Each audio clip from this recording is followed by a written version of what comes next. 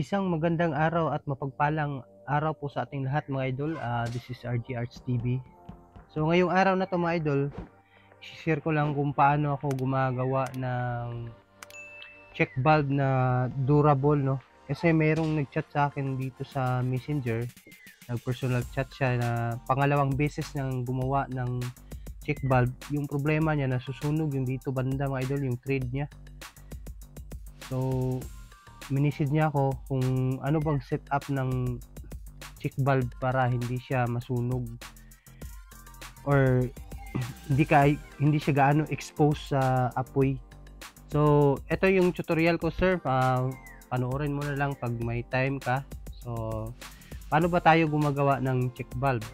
So ngayon tuturo ko sa inyo mga idol, and yung mga sizes pala nito idol, itong 20mm is 4 cm, then 3 cm, then 1.5 cm, then ito 3 port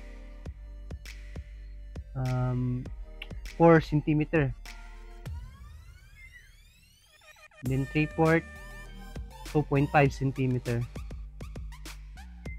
then may dalawa tayong flat PVC na binilog natin mga idol.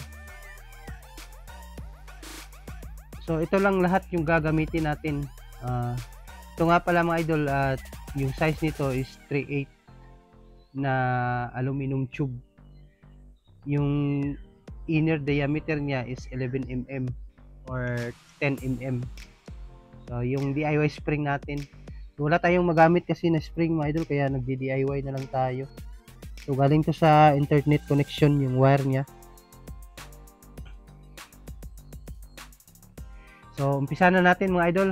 So ituturo natin yung paano ba tayo or anong sikreto para hindi expose sa apoy yung ating thread ng ating mga check valve, no? So madali lang naman tong gawin yung check valve mga idol. So marami na ring nag-tutorial nito. Actually may previous video ko sa paggawa ng check valve, pero eto in-upgrade ko siya ng konti. So eto nga pala mga idol, no, patakan natin siya ng super glue.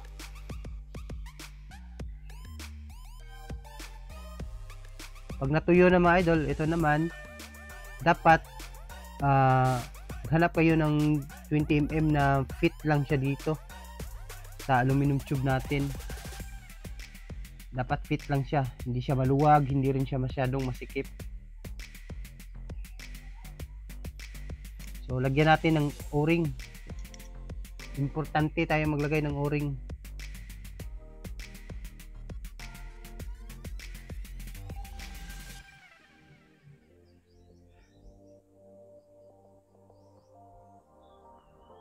So shout out pala kay Idol Miljan ng Cebu City. Shout out sa iyo idol. Isang magandang araw po sa inyo.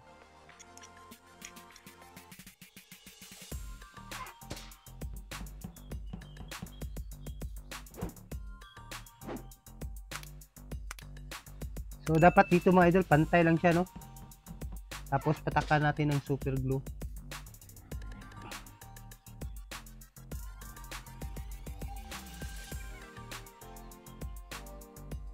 So pagkatapos isunod natin yung 3 port na PVC. Dito natin yan ilalagay mga idol.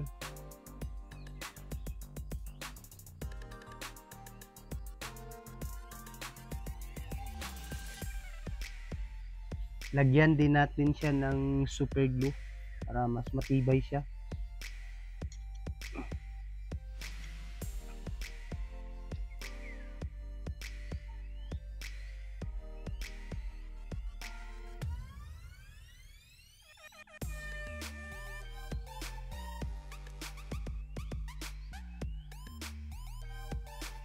So after nyan mga idol, sunod natin to.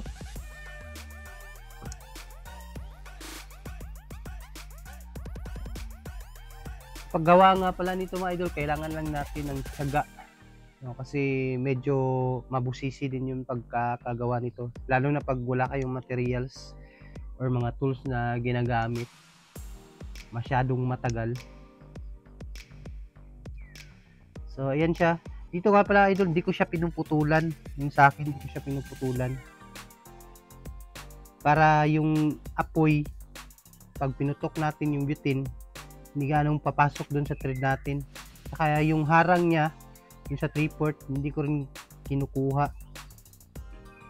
Binabawasan ko lang siya ng konti, nililiha ko ng konti para mag-fit tong 20 mm na PVC.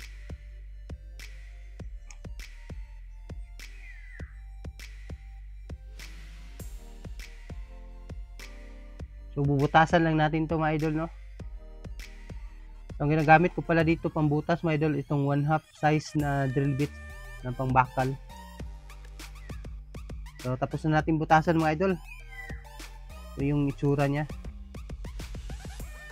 Tapos ipapasok natin to. So may ginagawa pa ako dito mga idol para hindi talaga expose yung thread natin sa apoy. So yan mga idol, dahil medyo mahaba yung ating spring, puputulan natin to.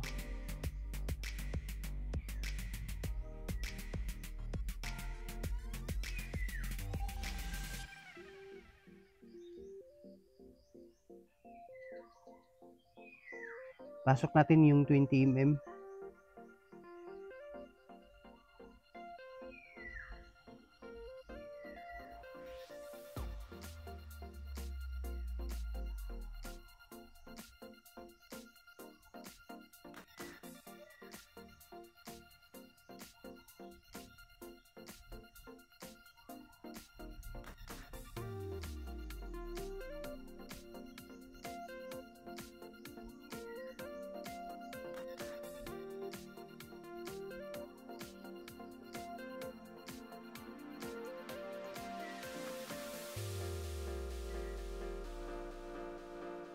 Silipin nyo lang mga idol para silipin nyo kung tuwid ba siya,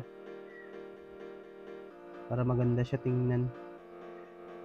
So ayan na mga idol, no? So after nyan, try natin siya kung may sabit ba siya sa loob. So wala naman.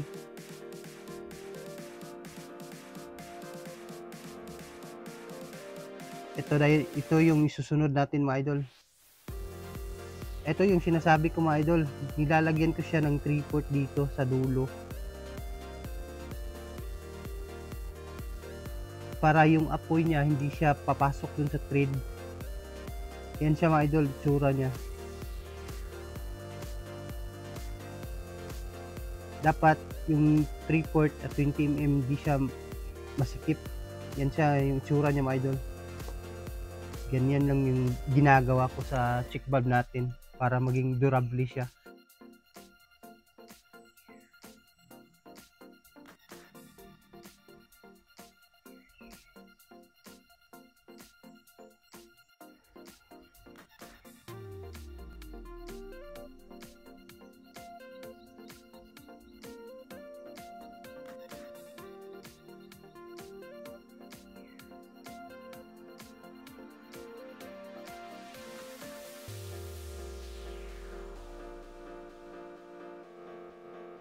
Medyo maluwag siya mga idol, so lagyan natin siya ng counting tape para fit lang siya dito sa 20 mm pag pinasok natin.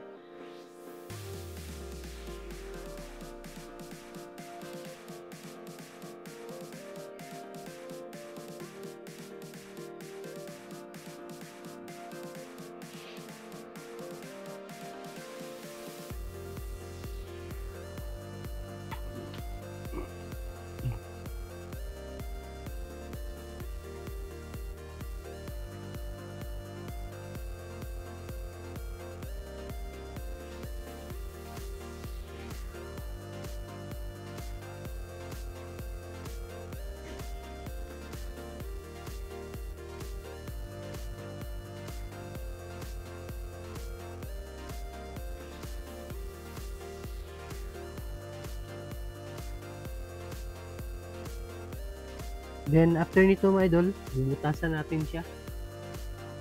Dapat yung butas pala nito mga idol, nakatapat din siya sa exhaust ng natin, check valve natin. So magkatapat lang sila. So ito yung center niya para lagayan to ng syringe.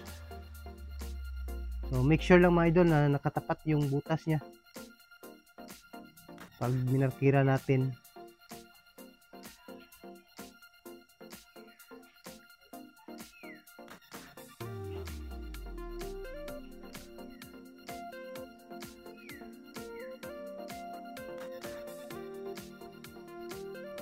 So tapos na idol, nabutasan na natin. So ito na yung itsura niya. Yung gamit ko pala na syringe dito mga idol is 1 ml. Pwede rin yung 3 ml, pero mas prefer ko yung 1 ml. Tapos i-cut natin to sa gitna. Dapat gitnang gitna talaga siya mga idol, no?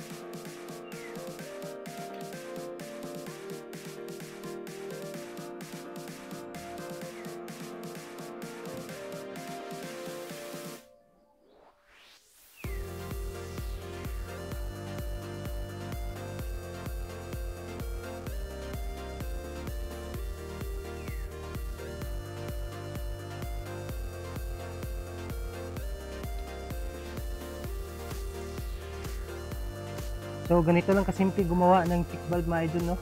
Na durable at hindi na-expose sa apoy yung kanyang thread ng ating male and female adapter na 3-port. So after nyan mga idol, ito try natin kung maganda pang labas ng kanyang bitin.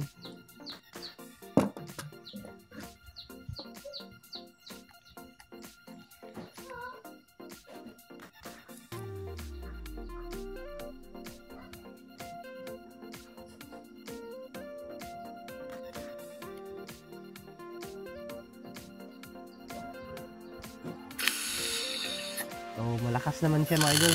So dito na lang ang video natin mga idol. Salamat po pala sa panunood and God bless po sa ating lahat. Magandang araw po.